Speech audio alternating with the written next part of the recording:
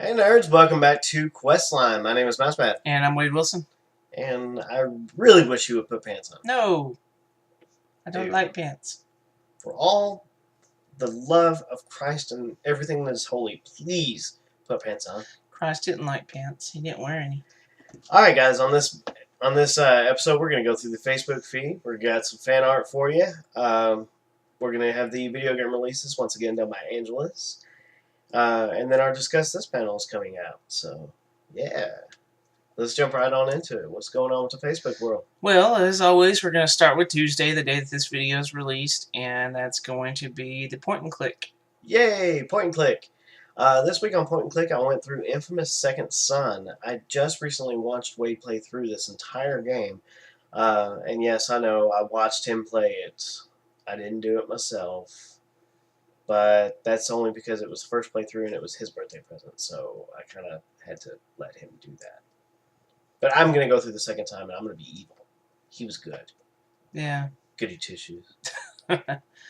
Monday is Nathan Drake's Treasure Hunter's Log, and again, we're filming on Monday, and we never know what he's going to do, because he doesn't know what he's going to do until he sits down and writes it. So we go over last week what he did, and that was why we like being nerds. I love it. Yeah, it was a really, really good one from him. Basically making all sorts of points about how, nerddom is like a Heinz 57. It's got all these different ingredients in being a nerd, and in each recipe is different. But we all, come together and find a common ground in order to be coexistent. We're all good with burgers. Heinz 57, I think, is really good with barbecue. It is good with barbecue, but I like it on burgers too. Yeah. Barbecue burgers.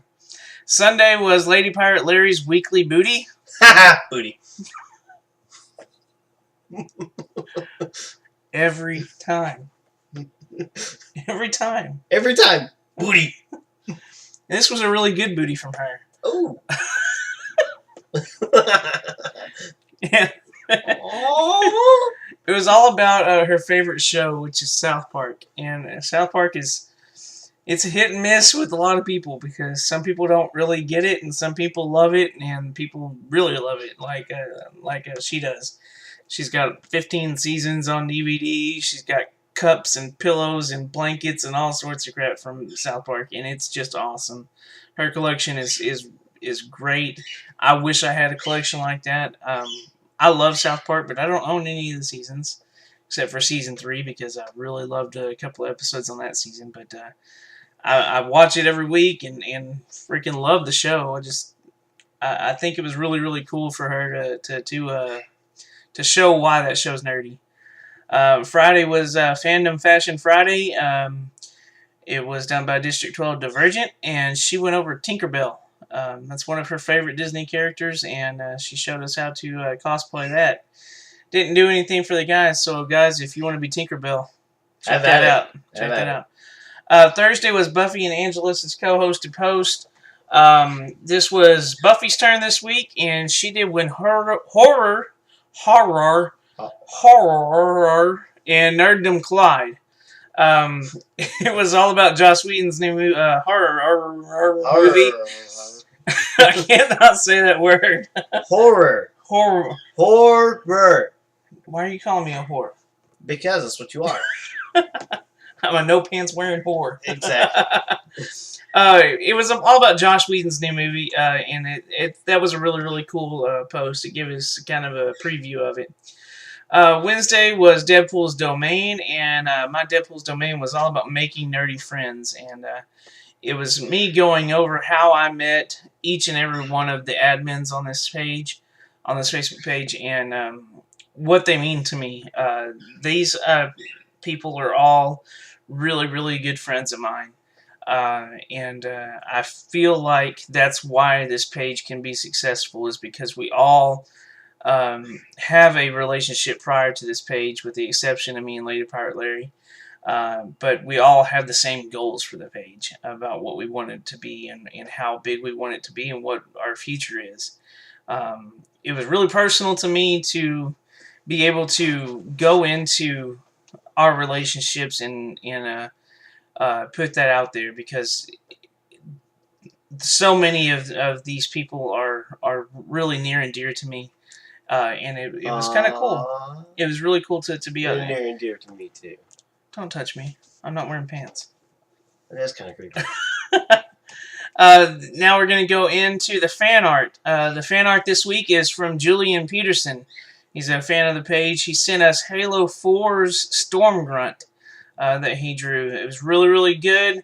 Appreciate it, Julian, for sending that in. That's all we have from him is just one picture, so the fan art's going to be kind of short this week. If you have any fan art that you'd like to send in to be featured, please make sure you message it to the page or send it to our email, which is worldofnerddom at gmail.com. And we'll put that email address in the description below. What's our nerdy movie this week? Nerdy movie this week, I wanted to go into with the movie Zombieland. And the reason I wanted to go for this one is because we were just looking through our collection of movies here, and that one really just stuck out to me, and I actually just watched it the other day because it stuck out, and I kind of wanted to watch it again. And the movie's awesome. And the movie's awesome, of course. But I wanted to discuss why it's such a nerdy movie, and if zombies are not enough to tell you why it's a nerdy movie, I mean, hell, the main character is a nerd. Mm-hmm. The dude at the very beginning, he was sitting there drinking Mountain Dew Code Red, eating pizza, and playing World of Warcraft. So it's basically him. It's basically me, exactly. I love me some pizza. I love me some Warcraft Code Red. I could go You're without. more of a green. I'm more of a classic Mountain Dew drinker, you know. I love me some Mountain Dew. That was product placement. Product placement, yeah. We are not getting paid by Mountain Dew. Although if they want to. You never know. Anyway, yeah, he's a basic nerd. I mean, there's just so many things that go on throughout the movie that just scream nerdy. I mean, Bill Murray's in the movie. Oh yeah. I mean, that's not enough. If there's not another nerdy actor on this planet, it's Bill Murray. Yeah, he's a freaking Ghostbuster. Exactly, he's a Ghostbuster. I mean, he's done so many nerdy things. Yeah, he's Garfield. Please don't bring that up. Even in Zombieland, they bring that up, and he doesn't want to bring that up. Anyway, why don't you talk about some of the other points that we had? Well, I mean, he's the quintessential nerd. It starts off with the negative nerd stereotype that, you know, all nerds are afraid of girls and things like that. I don't really like that part of it because I don't like the negative nerd stereotypes that, you know, they're all covered in acne, they're all scared of girls, they all wear suspenders and pocket protectors and all that. But he overcomes that negative stereotype because he gets freaking Emma Stone. I mean, come on. It's Emma Stone. Yeah, I mean, he overcomes it. He's the survivor of the movie, you know, and it ends up making him the hero. The fact that he's a nerd and he's so OCD about certain things. And that's what makes it a nerdy movie to me, is that it's a lovable nerd that embraces the stereotypes and ends up overcoming the stereotypes, and you know, making him the survivor, the ultimate ultimate survival, because he is a nerd. It's his nerdy qualities, his paranoias, his OCDs, like you said. It's just he's fantastic for that. Plus, Woody Harrelson has a love of Twinkies. Yes, and Woody Harrelson's character. I mean, come on, guys, you can't not relate to this guy. If you wanted a zombie apocalypse to happen, you want Woody Harrelson to be there. Oh yeah, because he killed somebody with a banjo. All because he's looking for a Twinkie. All because by the way, we're not being paid by Hostess either. Although if you want to. Nor are we getting paid by Emma Stone. Although if she wants to. Yeah. Anyway. All right, we're going to move into this week's Discuss This. And this is not what we originally had planned to discuss. Yeah, let's not get into what we originally had planned to discuss, because we didn't want Mousepad to become the social pariah. And I don't have virtual stones thrown at him. So we're going to move on to a a, happier discuss a this. version of what we are discussing this was going to be. And maybe at a later date, we'll actually tell you what the real one was supposed to be. But no, Yeah. not today. When we figure out a way for you to not come out looking like Dr. Evil. Exactly. We're going to go into if there was a award given out for the greatest voice actor of all time, who would get it? And I have got to say Nolan North, hands down, is the best voice actor of all time. I mean, hell, he even voiced Deadpool in the Deadpool game. Mm-hmm. I mean, it's just his acting talents are just fantastic. The fact that he's also not only a voice actor, but he's a pretty good actor himself. So yeah. Well, I'm gonna say Troy Baker, and the reason for that is because he hasn't had the recurring roles that Nolan North has with, the Uncharted series and things like that, but he's more everywhere than Nolan North is. You think about the roles that he has played. He was Joel in The Last of Us. He was Booker DeWitt in BioShock Infinite. He was Delsin Rowe in Infamous Second Son. He was the Joker in Arkham Origins. And let me ask you this: when we were playing Arkham Origins, did you miss Mark Hamill as the Joker? To be honest with you, Troy Baker did an amazing job on the Joker, and it didn't. It almost was to the point where I didn't notice a difference between Troy Baker and Mark And it's Hamill's not like Joker. he was trying to imitate Mark Hamill's Joker. It's he made it his own.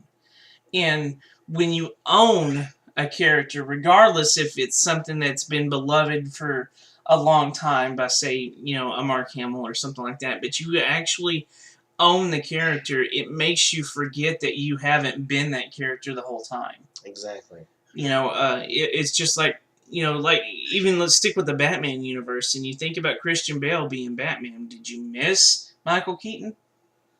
Honestly, really. no, because he owned the character and he made it his own. Granted, it was a darker version of that character, but still, you've got to think about, the fact that he made the Joker, and he made it more sick. And I think that takes incredible talent. Plus, he was the president in Saints Row the Fourth. No, North was too, but yeah. Well, I mean, but Nolan North has had the recurring roles. I mean, like you said earlier, he has the Uncharted series. He had the Assassin's Creed series. Well, and I agree with you there, but at the same time, do you think that that's mainly because the games were meant to be a series?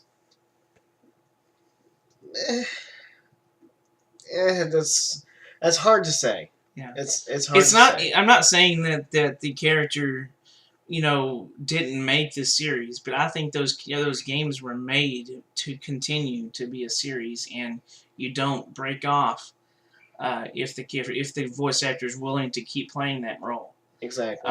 But I agree. I think that the voice actor made that series as successful as it was. I'll give you that Nolan North is an incredible talent, but I think that Troy Baker would end up getting that award because of the fact that he's got more prestigious titles to his credit. He may have more prestigious titles to his credit, but the titles that he's got, they're just not as popular as the titles that Nolan North's got. You don't think The Last of Us is as popular as Uncharted? I'd say that they're pretty damn close. The Last of Us did win a lot of awards, but so did Uncharted. Well, I agree. Yeah, Uncharted won Game of the Year 3 times. Yeah. But Last of Us won Game of the Year too, and there's going to be a sequel to that one. Yes, but is Troy Baker going to be in it? Yeah. Okay. You can. Then there you go. I mean, Troy Baker's got a recurring role. Well. One. Well, I mean, I don't think he's done playing, Booker DeWitt either. Okay, that's perfectly fine. You can't say that Nolan North's going to stop. No, because he's got Uncharted 4 coming out. Exactly. So, I don't know, man. I got to go Troy Baker. and I'm sticking with my Nolan North, man. Who do you think would win out of those two, or do you think that there's another one out there that we may be overlooked? Let us know in the comments here, or let us know in the comments on Facebook who you think would win that award. You know what? Let's make that the quest this week. Okay, get involved and then discuss this. Let us know who you think would win that award, or do you think that there's somebody that we overlooked? Yeah. So. All right, guys, that's going to do it for us on this week's episode of Questline. We completely forgot to send it over to Angelus for the game.